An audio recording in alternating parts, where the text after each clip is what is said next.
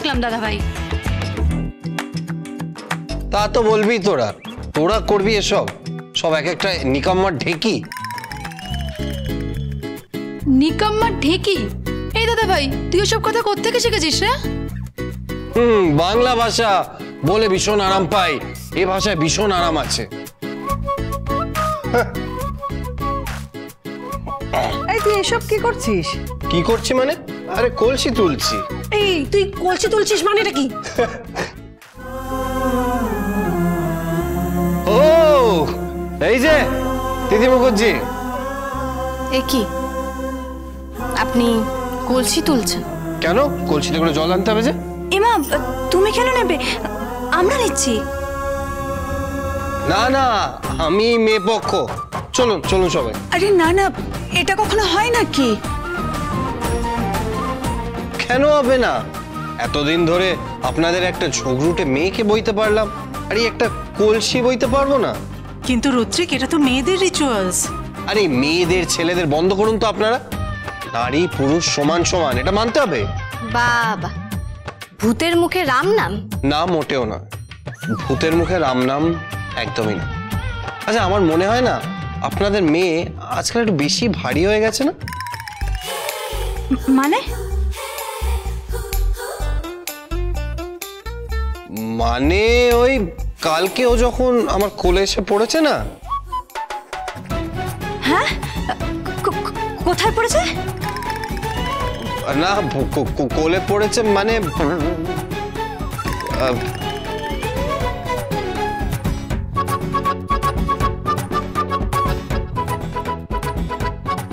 মাথা মোটা একটা কোলে পড়া গল্প করছে। না মানে মানে ওই ওজন মেরেছে। হবে না, খাচ্ছে দাচ্ছে তো ভালোই, তাই হৃষ্টপুষ্ট হচ্ছে। প্লিজ এভাবে বলবেন না। আমাদের বাড়ির মেয়ের কোনো খাওয়া পড়ার অভাব ছিল না। একদম ঠিক, আপনারা এইভাবে কথাটা বলবেন না। বাবা, গলার জোর তো বেড়ে গেছে দেখছি। হ্যাঁ, মেয়ের বিদায় হবে তো। বিদায় হবে না, বিদায় হবে না, মেয়েকে আমরা সম্মানের সাথে বিদায় করব। কি তিথি, তাই তো? এই দেখো, তোমার জন্য কলসি পর্যন্ত তুলে নিয়েছি। Right right. রাইট। আচ্ছা চলো চলো, সবাই দাঁড়িয়ে আছো কেন? শঙ্খ বাজা, উলু দাও। হয় কি, আসুন আসুন।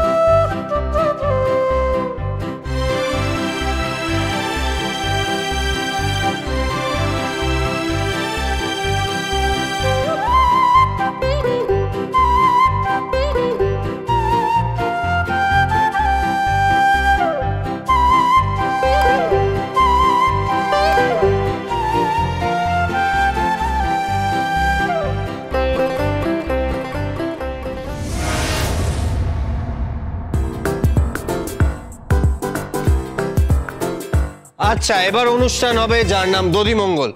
সবাই মিলে ওকে দই চিড়ে খাইয়ে দাও। এসে গেছে, এই তো এসে গেছে। এবারে হবে দধিমঙ্গল। আমি খাওয়াবো।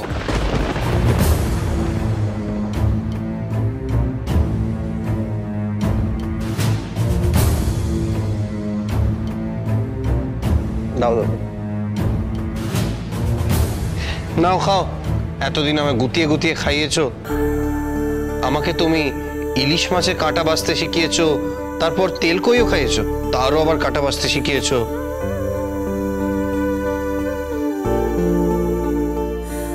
তুমি আমাকে ধোকার ডালনা খাইয়েছো, নিম বেগুন পর্যন্ত খাইয়েছো।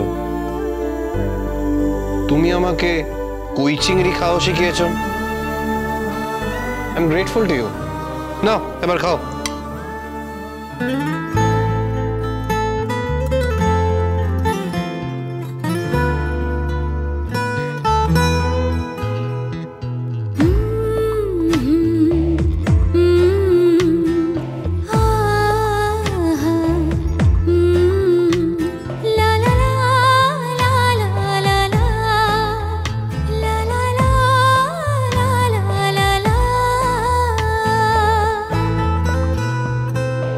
ঠাম্মি গো, চোখ দিয়ে তো একেবারে ভালোবাসা গলে গলে পড়ছে।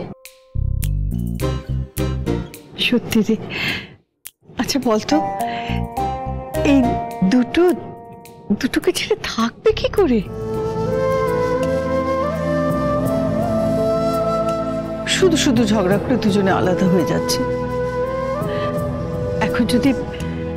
এখন যদি তিথির এভাবে বিয়ে হয়ে যায় না, দেখবি ওরা দুজনেই খুব খুব অসুখী হয়ে যাবে। কিসের বিয়ে হবে? ছাড়ো তো। হ্যাঁ, তুমি দেখো, এই বিয়েটা কিছুতেই হতে পারে না, ইম্পসিবল। আর ওই রাজ আইবুড়োই থেকে যাবে।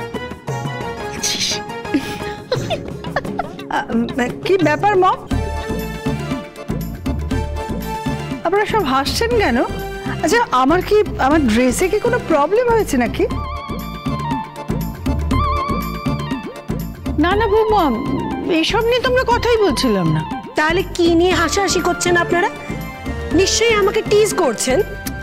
না দিতি আন্টি, আমরা কেউ তোমাকে টিস করছি না।